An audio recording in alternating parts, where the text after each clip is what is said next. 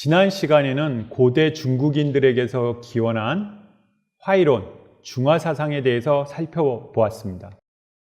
오늘 강의의 두 번째 주제는 이러한 화이론과 밀접한 연관이 있는 고대 중국인들의 정치사상을 천하, 천자, 천명과 같은 개념을 통해서 살펴보도록 하겠습니다.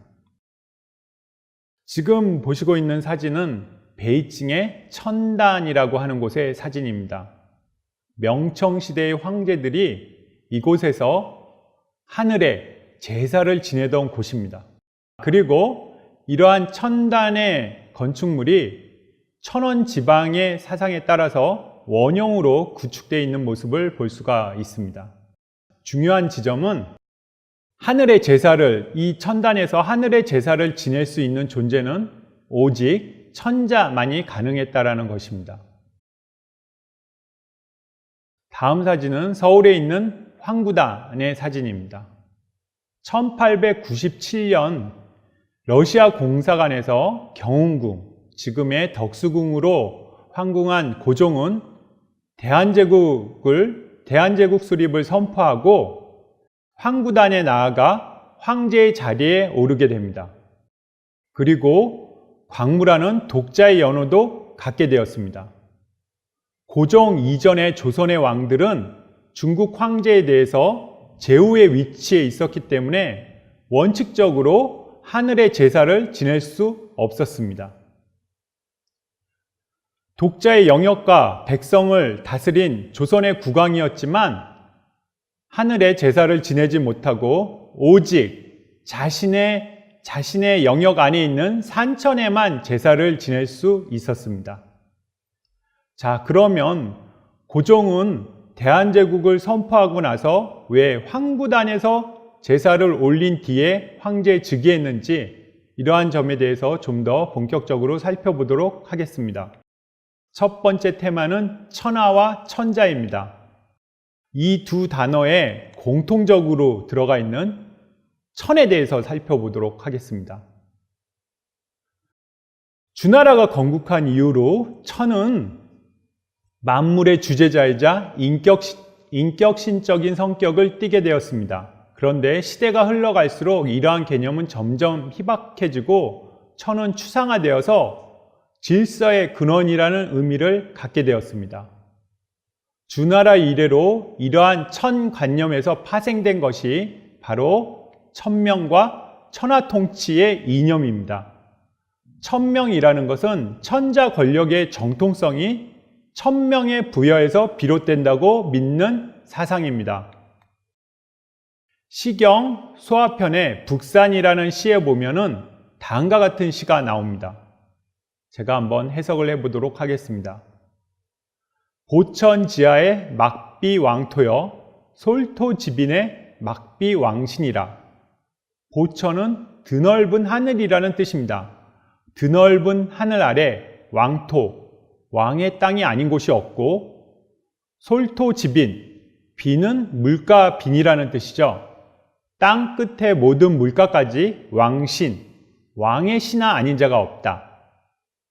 천자의 천하 통치 이념을 보여주는 굉장히 유명한 구절인데요. 이러한 천하 통치의 이념이 현실에서 실현된 가능성은 애당초 불가능하였습니다. 그리고 실현된 적도 한 번도 없었습니다. 그러나 이러한 이념이 지지받고 추구되었고 역대 중국의 황제와 천자들에 의해서 실현은 불가능하지만 실현하려고 노력하였다는 점, 이 점이 굉장히 중요한 지점입니다. 천명사상에 의하면 천자의 자격은 덕이 있는 자, 즉 유덕자나 아니면은 학문과 인품이 남보다 월등한 자, 성인이 천자가 될 수 있었습니다. 맹자의 역성혁명론은 천자가 만약 덕이 없어지거나 포악해진다면 하늘은 이렇게 부여한 천명을 회수하여 다른 사람에게 돌림으로써 천자의 통치권이 변화한다는 이론입니다. 이러한 이론에 따르면 폭군이나 악군 같은 경우에는 더 이상 천자가 아니라 필부, 즉 보통 사람에 불과해서 이들을 제거할 혹은 반란을 일으킬 정당한 명분을 확보하게 되는 것입니다. 이상의 설명을 다시 정리하면 다음과 같습니다. 질서의 근원이라는 천의 절대성에 기인해서 이 하늘이 유덕한 자나 성인을 물색하여 천명을 부여하면 그 천명을 부여하는 자는 그 순간 천자, 즉 하늘의 대리인이 돼서 하늘 아래 모든 세상, 즉 천하를 통치하게 되고 여기서 천하의 통치의 정당성이 도출되게 되는 것입니다. 네, 여러분도 눈치채셨겠지만 천명이 부여된 자, 그리고 덕이 있는 자, 혹은 성인이 된 자에 대한 객관적 기준은 애당초 존재하지 않았습니다. 그래서 사실 이러한 천명사상은 현실의 유력한 지배자 혹은 권력자의 통치를 세련되게 정당화시켜주는 기능을 하였던 것입니다. 물론 맹자의 역성영론에서도 보았다시피 이러한 논리의 역도 가능합니다. 즉 천명이 부여된 자, 유덕한 자, 성인된 자의 기준이 명확하지 않았기 때문에 현실의 권력자를 타도할 여지도 이 사상에서 같이 갖고 있다라고 설명드릴 수 있겠습니다. 여하튼 이러한 천명사상의 논리 구조에서는 천명을 받은 천자만이 오직 하늘 그리고 나아가 땅의 교섭을 독점할 수 있게 된 것입니다.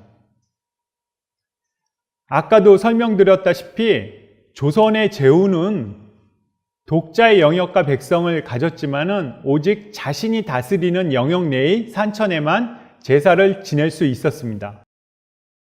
천자가 이렇게 하늘과의 교섭을 독점하였기 때문에 천체의 운행과 밀접한 관련이 있는 시간을 제정하고 그리고 정하는 일도 천자의 중요한 임무였습니다. 즉 천자는 자신의 독자적 연호를 제정하고 책력, 즉 지금의 달력을 만들어 배포하는 의무를 지녔는데요. 이것은 천자의 의무이자 권리이기도 하였습니다. 관상수시도 이와 밀접한 연관이 있는 개념인데요. 여기서 상은 하늘의 모양을 뜻합니다. 즉 관상, 하늘의 모양, 즉 천체의 움직임을 관측해서 수시, 때를 내려준다라는 뜻인데요. 천체, 해와 달과 같은 천체의 운행이나 일식과 월식과 같은 천체의 변화, 그리고 이와 연관된 기상, 이변 등을 관측을 해서 백성들에게 농시를 잃지 않게 하는 것, 이것도 천자의 중요한 임무였습니다. 조선 정기의 명군이라고 일컬어지는 세종대왕도 천자는 아니었지만 이런 관상수시의 이념에 따라 제왕의 임무를 다하기 위해서 천문관측하, 이러한 천체의 운행을 계산하는 데 필요한 역법, 역산에 많은 투자를 하였던 것입니다. 다음은 천자와 황제에 대해서 설명드리도록 하겠습니다. BC 221년에 진시황은 오랜 동안 분열되었던 중국을 재통일하는 데 성공합니다. 이러한 자신의 전례 없는 업적을 기리기 위해서 황제라는 칭호를 자신에게 스스로 부여하였던 것이죠.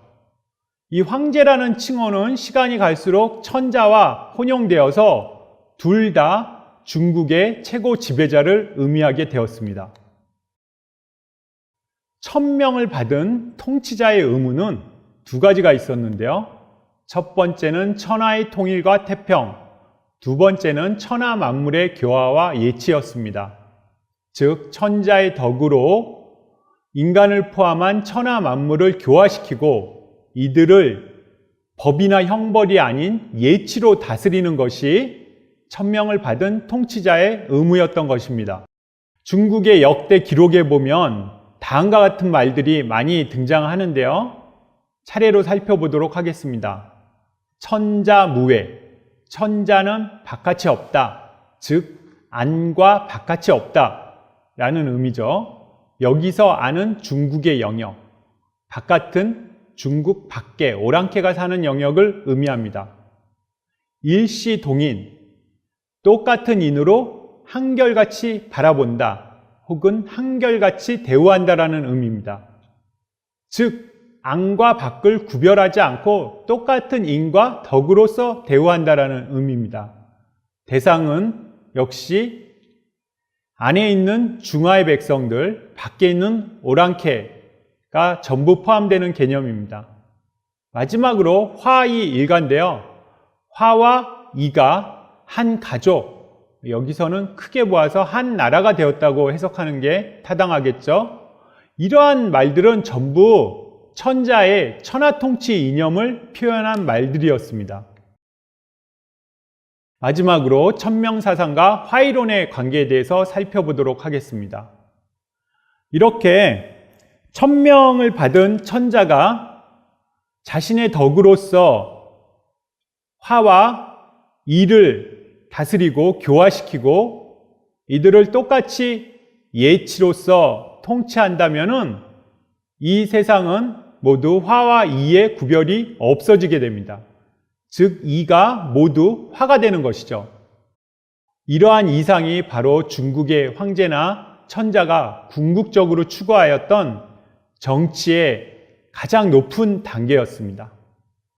이상으로 오늘 강의의 두 번째 주제인 천하와 천자를 마치겠습니다.